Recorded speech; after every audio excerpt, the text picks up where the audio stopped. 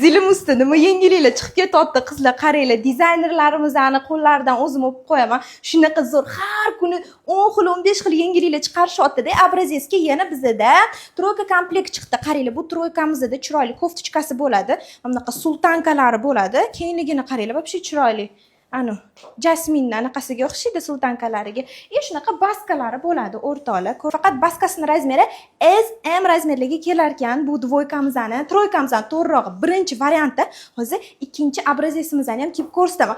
Sizlarga birinchi varianti ko'proq yoqdimi, ikkinchisimi qaysi biridan ko'proq chiqazib bering? Aytinglar qizlar. Kommentariyada yozib qoldiringlar.